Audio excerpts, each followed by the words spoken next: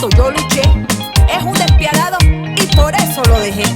Delante de mis ojos todo lo vendía, y que para la comida y se lo gastaba en fría. Yo no puedo creer hasta dónde hemos llegado. Fui a buscar trabajo y no me contrataron, teniendo un diploma de licenciada, y ellos me rechazaron. Me dijeron que las mujeres no sirven para nada. Cartagena, a orillas del Mar Caribe, con las tensiones sociales que genera ser una ciudad con un legado colonial que prioriza el turismo, al tiempo que excluye la presencia e identidades de quienes han construido la ciudad desde los márgenes, protagoniza el capítulo 13 de Un viaje por la memoria para construir el Museo Afro de Colombia. La herencia colonial, marcada por un racismo estructural que segrega, estigmatiza y exotiza las huellas de africanía presentes en la ciudad, se encuentra con el espíritu libre y rebelde que resiste y reexiste más allá de las murallas, en los barrios populares donde las y los cartageneros hacen de los ritmos musicales, el cuerpo y su identidad negra una declaración de su existencia en la ciudad y la dignidad de esta. Como siempre, sus protagonistas te contarán la historia. Tuvimos paciencia, ahora es que ya brilló. Desde la fundación de la República, estamos hablando desde inicios del siglo XIX, lo racial desapareció del discurso oficial. Supuestamente se fundaba una república donde no existía una distinción en términos de casta, en términos de color o en términos de clase. Por lo tanto, existía un marco jurídico, un marco institucional que no reconocía la pertinencia de abordar el problema de lo racial. Y esa es la realidad a lo largo del siglo XX. Sin embargo, el trasfondo de todo esto es que el racismo seguía existiendo. Las tensiones raciales no desaparecieron. Y en Cartagena eran visibles sobre todo a través de los acontecimientos o de los procesos que permitieron que personas afrodescendientes llegaran a instancias de poder. Siempre que esto ocurría, habían sucesos de discriminación, exposiciones públicas de racismo en contra particularmente de hombres y mujeres que habían alcanzado lugares de representación pública o de participación política. Por lo tanto, existía una tensión latente en la ciudad que era a veces visibilizada a través de los medios de comunicación, que por lo general generaba malestar y repudio en la opinión pública. No obstante, seguía siendo un tema tabú, existía desde luego esta percepción dominante de que el racismo no era un problema, aunque existía suficiente evidencia para suponer que habían tensiones raciales en la ciudad poco visibilizadas. Y esta seguía siendo en buena medida la realidad hasta finales del siglo XIX, cuando se hizo mucho más evidente que existían tensiones raciales que estaban intercruzadas desde luego con factores de clase y género. En Cartagena no se puede disociar lo racial de la clase y del género porque son tres categorías, primero, que se construyen mutuamente y que son necesarias para entender el problema de la desigualdad. En Cartagena hay una realidad histórica de racismo estructural que debe ser entendida necesariamente a través de la intersección de lo racial, de la clase, del género y por supuesto desde el espacio, toda vez que estas desigualdades también se hacen visibles en la distribución inequitativa de los recursos urbanos y de las formas también de ocupación del suelo en el contexto de la ciudad. Bueno, el contexto de racialización en Cartagena tiene unos lugares de enunciación, ¿no? Son diversos y son complejos además. Es decir, como en una respuesta de este tipo yo creo que no podría realmente abarcar como la pregunta de manera total. Sin embargo, es importante poder entender que la población afrodescendiente que se ubica, que habita en la ciudad de Cartagena, tiene unas complejidades, como lo dije al principio. Es decir, geográficamente ubicadas en donde está el cordón de miseria y pobreza y geográficamente también ubicadas afuera, en la periferia, lejos del lugar en donde ocurre todo lo que tiene que ver con el turismo y con las cosas que en teoría se sienten que son las figuras patrimoniales importantes en la ciudad, ¿no? Entonces se niega esa libertad y ese sentido de pertenencia a la comunidad afrodescendiente, pero peor todavía el otro lugar de enunciación es que es esta la comunidad la que se encarga del servicio y del servilismo a este otro lugar, ¿no? Entonces, como decía, este asunto tiene unos laberintos y es una trama muy compleja de comprender. Sin embargo, no. Se entiende entonces que esta comunidad está rezagada, está inferiorizada, está minimizada y en base al ejercicio cotidiano está marginalizada y empobrecida, ¿no? Hay una desidia, hay una indiferencia en términos también estatales y gubernamentales en relación a la comunidad afrodescendiente, ¿no? Y a estos cuerpos racializados. Nosotros toda la vida, aunque somos cartageneros, nosotros hemos sido invisibilizados, porque en Cartagena la gente que no es cartagenera, o sea, digamos los extranjeros que llegaron a Cartagena, tú sabes cómo fue que empezó la vida de nosotros, desde el momento en que nos cogieron y nos secuestraron y nos trajeron acá a la fuerza. Y digo nos porque, como decían compañeros, mi raíz, la última puntica de la raíz, está allá de aquel lado. Que no vino, pero yo sé que cualquier día tengo que irla a buscar allá. Entonces, a nosotros siempre nos vieron como los animales, porque yo decía que no éramos personas porque éramos de este color, que no teníamos alma, que no sentíamos los sentimientos. Nosotros no vinieron, se quedaron allá de aquel lado, eso era lo que decía, porque es que nosotros debemos haber llegado cogiendo y comiendo gente. Me perdona la expresión, pero te encontré a ti, pero como tú eres blanca y usted me disculpa, te mordí, te arranqué para que sintieran lo que nosotros estábamos haciendo, porque es que el alma de nosotros, como yo decía, se quedó más de medio allá. Entonces por eso que decían que no teníamos alma. Pues yo creo que esa minimización, esa exclusión y esa marginalización de las comunidades afrodescendientes en Cartagena obedecen precisamente que en este territorio no solamente hay descendientes de africanos, sino que también hay descendientes aborígenes, pero también hay descendientes colonizadores, ¿no? Y creo que de hecho el asunto de la colonia no se ha cortado y no ha finalizado. Aquí en nuestro territorio nosotros reconocemos que hay una comunidad que es completamente colonizadora, opresora todavía, y que considera que son los que tienen el poder y que necesitan tener entonces a las comunidades afrodescendientes, que como son entonces de la vertiente de los afros, de las personas que trajeron en calidad de esclavizados, entonces necesitan tener el mismo vínculo de relación, ¿no? Sí, como que es una cosa que no se acaba. De otra manera, vista desde otro lugar, revestida como de adornada, ¿sí? Como engolosinada, pero es la misma situación que se presentaba con este asunto económico, político y social de la trata de los esclavizados, ¿no? Todavía se mantiene esa sensación.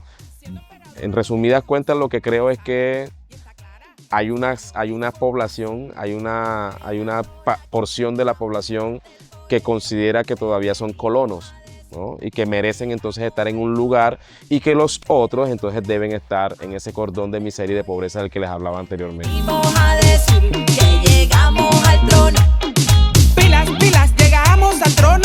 Es el momento de nosotras. En el curso del siglo XX han habido ciertos factores que han dinamizado la transformación urbana de Cartagena, y uno de los más importantes ha sido precisamente el desarrollo turístico de la ciudad. Desde mediados del siglo XX, Cartagena le apunta a convertirse en un destino turístico internacional. Esto estaba soportado en un proyecto de rescate del patrimonio histórico de la ciudad, sobre todo en torno al sistema de fortificaciones y la ciudad amurallada. A mediados del siglo XX, durante una buena parte de la segunda mitad del mismo siglo, este entorno era habitado o recurrentemente frecuentado por personas afrodescendientes que encontraban allí su lugar de trabajo o inclusive su lugar de vivienda. Esta dinámica cambia en el curso del siglo XX precisamente debido a las transformaciones urbanísticas impulsadas por el desarrollo turístico y que querían recrear un paisaje colonial dentro del cual era entendido que las personas afrodescendientes, sobre todo dedicadas a la venta ambulante, no tenían cabida. Entonces comienzan a ser sistemáticamente perseguidas por parte de la policía en el contexto de políticas de uso y regulación del suelo urbano dentro del centro histórico. Entonces aquí podemos observar de qué manera lo racial de manera indirecta se ve reflejado en estas políticas urbanas o cómo lo racial termina orientando estas políticas de regulación del espacio. este proceso de restauración, de reconstrucción de ese paisaje colonial, también impacta directamente la vida de las personas afrodescendientes que viven en los márgenes de la ciudad amurallada, toda vez que sus asentamientos son desplazados, son removidos. Tal es el caso del barrio Chambacú en 1971, de los barrios Pekín, Pueblo Nuevo y Boquetillo en 1939, cuyos habitantes, hombres y mujeres que habían conformado allí comunidades de primera importancia, se ven obligados a desplazarse hacia otros rincones de la ciudad, fundamentalmente hacia las periferias. Lo que podemos observar, por lo tanto, es un patrón histórico de segregación, fundamentalmente de carácter socioeconómico, pero que tiene un trasfondo racial importantísimo que no ha sido todavía debidamente estudiado. Que nosotros lucháramos, toda la vida luchamos. El problema aquí ha sido más que todo asentación, porque como yo siempre digo, en Cartagena nosotros decimos, no, es que ya la esclavitud se acabó. Para mí la esclavitud en Cartagena no se ha acabado totalmente. Y no se ha acabado cuando tú eres la dueña de este pedazo de terreno y llega cualquier ente, la alcaldía, que en este caso casi siempre es la alcaldía, o de no la DIMAR porque estamos a la orilla de la playa, y coge y dice que esto es terreno de Bajamar. Aquí la Boquilla, toda la Boquilla es terreno de Bajamar, eso es cierto. La Boquilla, entonces dice aquí, bueno, este es terreno de Bajamar para ti porque eres boquillera. Pero este señor que vino, como digo yo, con su mochila llena de plata, que sí me puede dar algo, para él no es terreno de Bajamar. De hecho, aquí el que tiene un pedacito de terreno cerca a la playa, dependiendo de quién lo tenga, así es el concepto de Bajamar. Bajamar para los pobres y altamar para los negros. O sea, cuando digo altamar me refiero a terreno consolidado.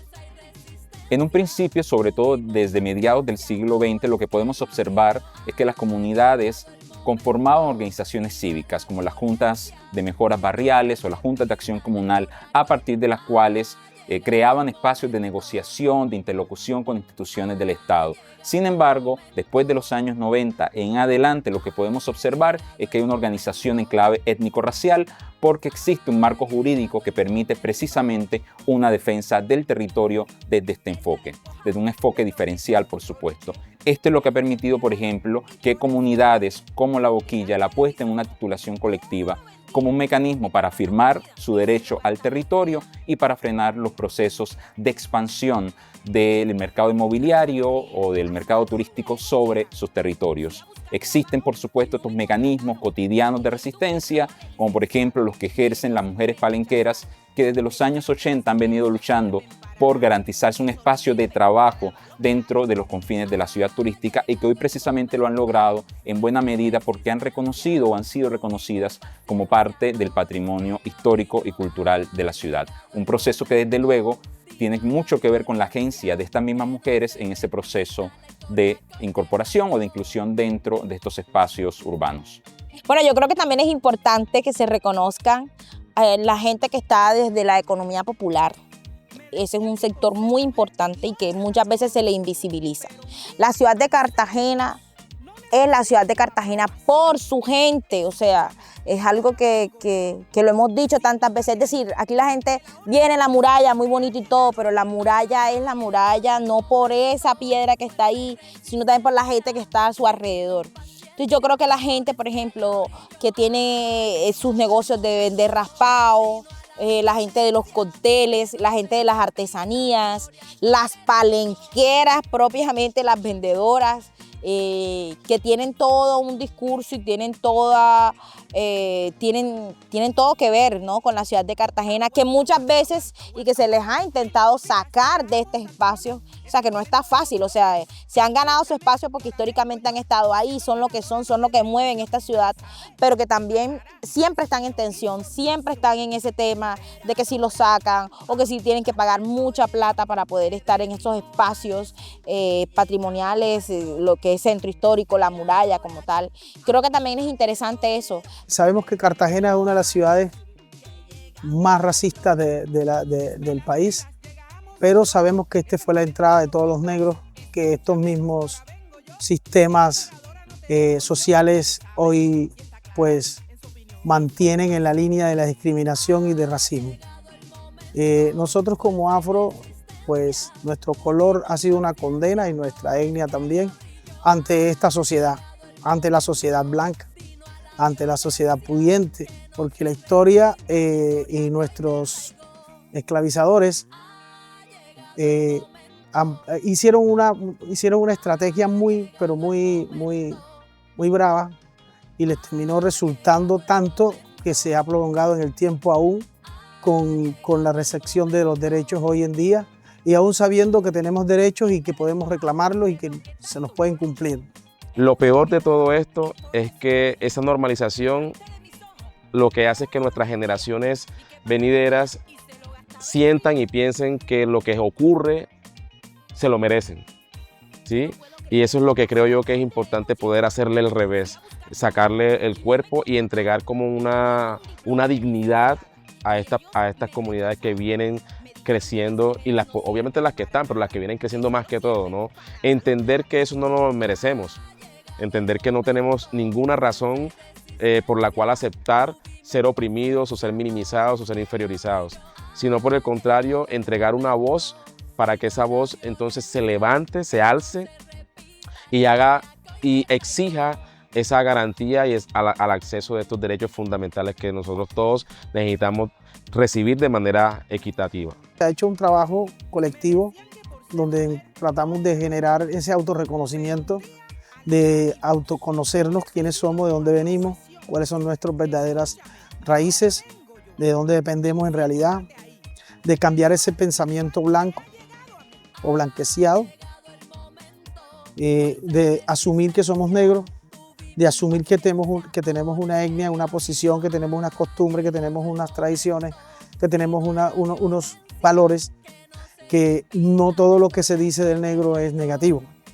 De hecho, lo generan de esa manera para que nosotros como negros no podamos pensar y decidir y generar una posición muy concreta sobre lo que somos, sobre dónde venimos y sobre para dónde queremos ir. Escúchame, que ahora vengo yo. Siendo emperadora no te dejo opción. La que sabe y está clara en su opinión y formación. Cuando entendemos a la champeta como una identidad, no solamente como un género musical, que la champeta no solamente es eso, es mucho más, es una manera de pensar, es una manera de vestir, es toda una identidad muy compleja que tiene muchas características. Empezar a entenderlo como una práctica antirracista, porque precisamente a partir de esa forma en la que con la champeta le damos voz, le damos protagonismo a unas comunidades, empezamos a tener unos relatos muy importantes, empezamos a construir un discurso súper empoderador de estas comunidades negras. Es precisamente a partir de eso donde surge todo un tema de discriminación, de aporofobia, de racismo. Es decir, a la champeta la discriminan, a la champeta la excluyen, a la champeta la quitan y le quitan los espacios que ha tenido históricamente. Es porque es una propuesta que surge de las comunidades negras, de las comunidades pobres de la ciudad de Cartagena, de alguna manera, de la periferia cartagenera. Entonces, hacer champeta y sobre todo hacer champeta femenina o champeta feminista más que todo, es súper importante, es marcar la diferencia, es generar, como lo digo, otras narrativas también, porque históricamente se nos ha tratado de invisibilizar, pero la champeta es esa estrategia que nosotras como mujeres negras, populares, utilizamos y decimos, estamos aquí, estamos para en la raya, nuestro discurso importa, nuestras vidas importan también. Y lo logramos justamente a través de esta expresión tan maravillosa que lo es la champeta, que está justamente ahorita en este proceso de entrar en la lista representativa de Patrimonio Cultural Inmaterial. Parece algo tonto, algo un poco superficial, pero para nosotros sí es importante. Hay otros patrimonios que los han puesto en riesgo por entrar en esa lista, pero nosotros necesitamos eso, necesitamos que se nos valore, que se nos visibilice, que se nos dé el lugar que siempre hemos merecido. Bueno, lo que pasa es que la champeta es chévere, bacana, se goza, y también de que de una manera inconsciente las personas relataban su día a día cotidiano en estas canciones, ¿ya? También habían personas que escribían canciones de amor, todavía lo hacen. Había una, como llamarlo así, un subgénero que se llama ranchanchan, que se lo escuché a un melómano de la champeta que relataba de que el Ranchanchán era visto como la champeta de los bandidos y esas cosas, porque las canciones narraban ese día a día de los pandilleros, o sea, de los jóvenes vulnerables. Y hay muchas canciones de la champeta que narran historias felices, tristes. Hay una canción que se llama La viuda de pescado, que es todo un poema. Relata sobre una chica que está en una plaza llorando, se le acerca una persona, esa persona le pregunta por qué está llorando y por qué está vestida como novia, y ella dice que él me las paga. Eso es una letra de una champeta. Y resulta y pasa que ella es un alma en pena, que ella fue engañada por su prometido. Bueno, ella fue engañada por su prometido y resulta y pasa que el tipo se iba a casar con 2 mujeres, pero el tipo decidió por la otra. Y ella se enteró el día que se iba a casar. El tipo, ella apareció, mató al tipo y se suicidó. Entonces ella anda por ahí rondando como un alma en pena, buscando un amor que la quiera. Ya. Y esas historias son narradas en la champeta. Hay otra que se llama El ratero salado, que fue una anécdota real de que fue un señor que no conseguía trabajo, nadie le daba trabajo. Su hija se enfermó, le tocó robar para comprar los medicamentos, lo capturaron, le dieron paloterapia, lo metieron preso y desde la cárcel lo llaman de que su hijo había fallecido porque no pudo comprar los medicamentos. Entonces, yo digo de que simplemente, porque es un ritmo asociado de la parte popular, ya es simplemente denigrada. Desde la compañía, desde Permanencias, como ese espacio de pensamiento creativo del que les hablé, que además tiene como una vertiente importante en conversar sobre el asunto de la danza contextual, pero también en hacer una apología de ese acervo cultural afrodiaspórico. Entonces, la materia con la que trabajo al interior de la compañía tiene que ver con una matriz afrodiaspórica. Y la idea entonces es no solamente visibilizar, ¿sí?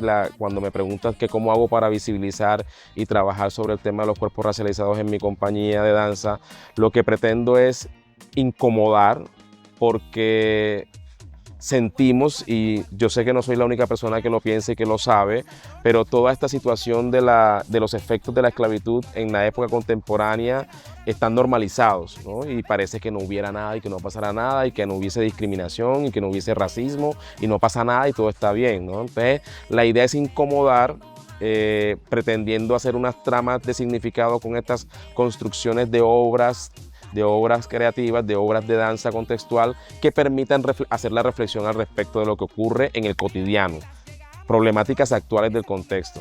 Y al interior del proceso de formación, cuando estoy hablando del proceso de formación es porque desarrollo un proceso que forma cuerpos para la danza, pero que al mismo tiempo también les da herramienta a esos individuos, a esas personas, a esos hombres, mujeres, niños, niñas, jóvenes y adolescentes, para que entiendan entonces esa riqueza de la que no se habla.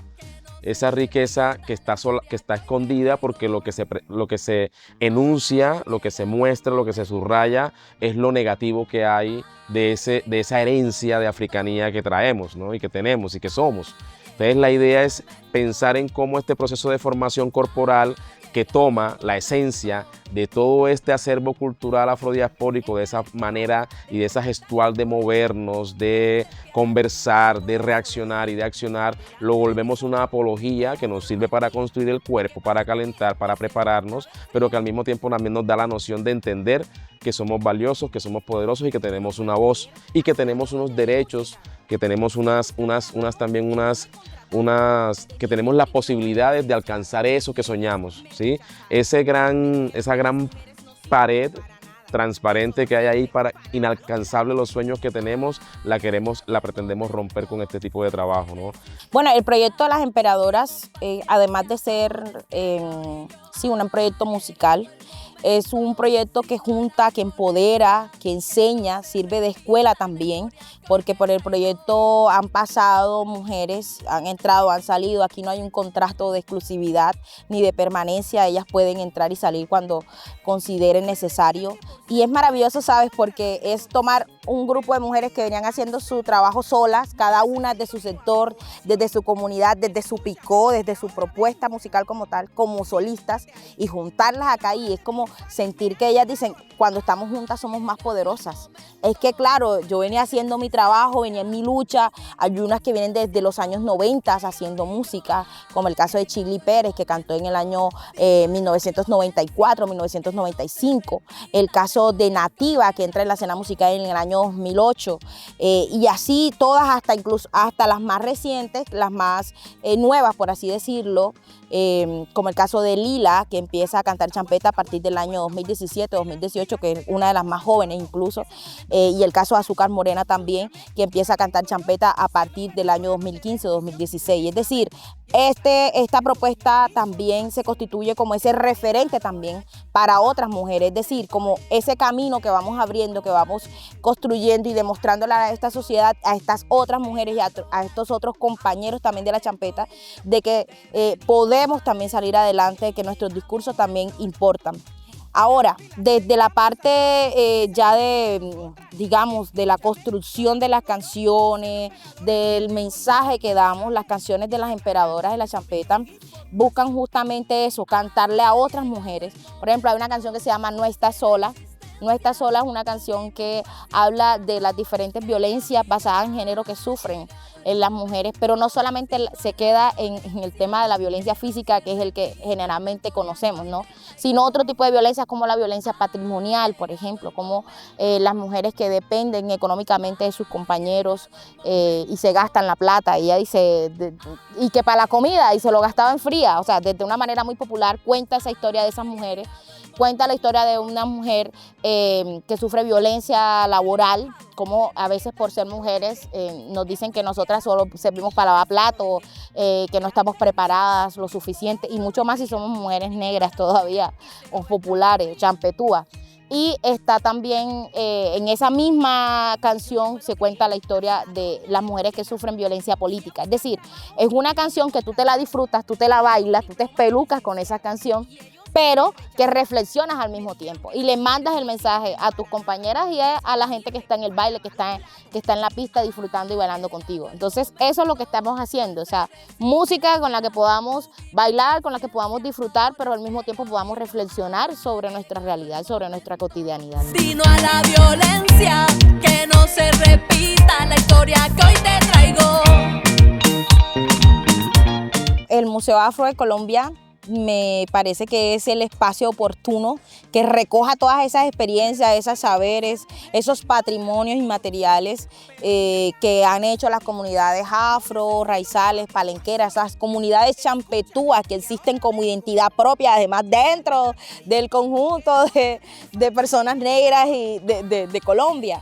Me parece que es el espacio oportuno, que es necesario que se toque, que se hable de esta experiencia, porque la champeta, sin lugar a dudas, la ha hecho la gente negra. O sea, esto nace de la gente negra, esto nace del pueblo palenquero, del pueblo raizal. Entonces es necesario también que esté ahí, que esté presente, que esté fuerte, que se sienta también ese apoyo, ese respaldo. Para nosotros, más que pues estar por estar, significa también como esa forma de reivindicarnos, ¿sabes? Es la forma como también toda nuestra cultura se llena de valor, ¿no? Darle valor a esa cultura que históricamente ha sido discriminada e invisibilizada, sobre todo aquí en la ciudad de Cartagena, que es una ciudad muy compleja, que es una ciudad que históricamente ha invisibilizado y ha discriminado a los pueblos negros, raizales, palenqueros como tal. Entonces a mí sí me parece que es el espacio importante y que nos serviría de verdad muchísimo. Creo que lo necesitamos. Y sería valioso también poder contar esas expresiones que la gente negra también de Colombia, que a veces no dialogamos, la gente del Caribe a veces no dialoga con el Pacífico y está mal, o sea, de verdad que debemos también conocer qué está pasando, que ellos conozcan esta manifestación y nosotros también conocer otros ritmos, otras expresiones, otros saberes también como pueblo negro. Entonces me parece de vital importancia que estemos ahí y que el proyecto también tenga en cuenta eso, a la manifestación champeta como tal. Yo creo que un museo afro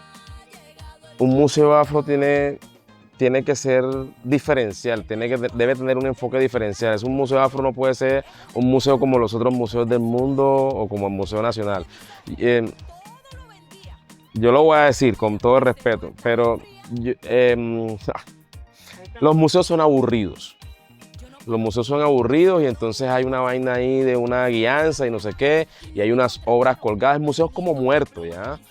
De hecho, bueno, hay cosas que son interesantes en los museos y tal, y uno va y uno entiende, pero yo creo que el Museo Afro tiene que ser un museo completamente vivo, completamente movible, una cosa que uno pueda ir a masticar, a digerir, una cosa que uno pueda ir a tocar, a sentir, ¿no? Esa vaina de la cuerda amarilla y de que no puedes pasar y de que no puedes tocar. Yo creo que hay un montón de cosas que deberían estar en ese Museo Afro, como decía yo, en todos los escenarios en donde la cultura navega, desde lo político, social, gastronómico, educativo, artístico y tal. Debería tener una cosa que la gente tenga que interactuar, que la gente que vaya al museo tiene que llevar ropa cómoda, porque si lleva una falda, unos tacones o una vaina, ese no es el espacio país, porque tiene que ir allá a interactuar con su cuerpo, con toda la vivencia con todo lo que pueda percibir para experimentar.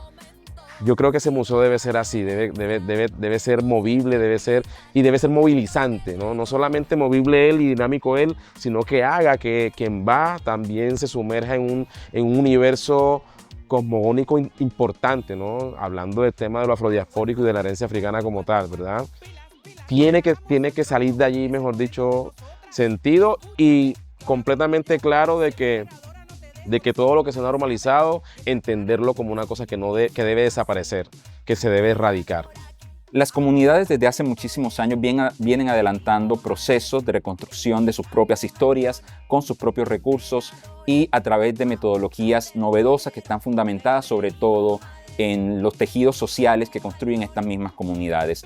Estos son relatos también importantes a la hora de reconstruir la memoria nacional porque aportan una visión diferente de la historia, porque recogen sobre todo recursos orales que son importantísimos a la hora de construir nuevos relatos históricos, de revisar los contenidos históricos y también porque están construyendo nuevas pedagogías para que este conocimiento trascienda a la academia y llegue directamente a las comunidades. En ese sentido, las comunidades pueden ser partícipes de este proceso de reconstrucción de la memoria nacional.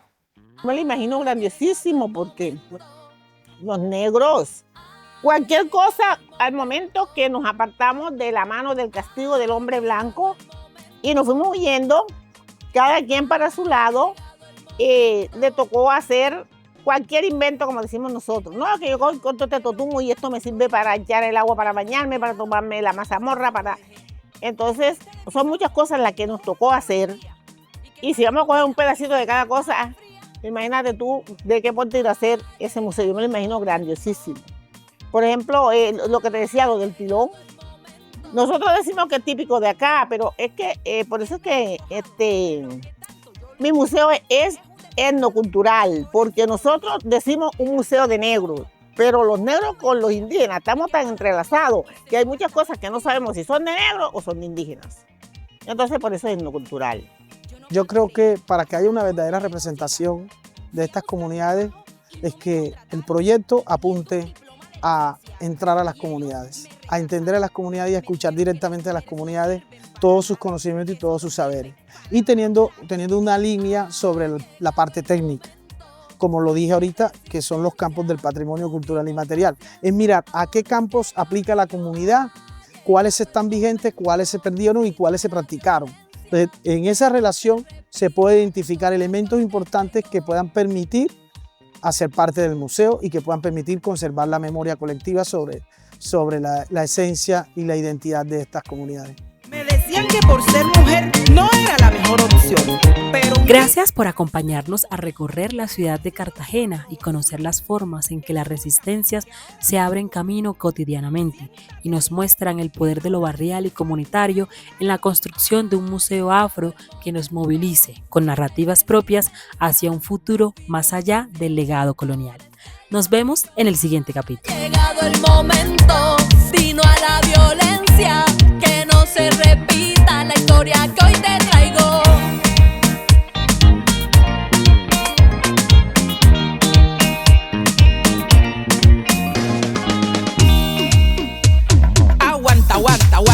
Aguanta. Pilas, llegamos al trono. Es el momento de nosotras.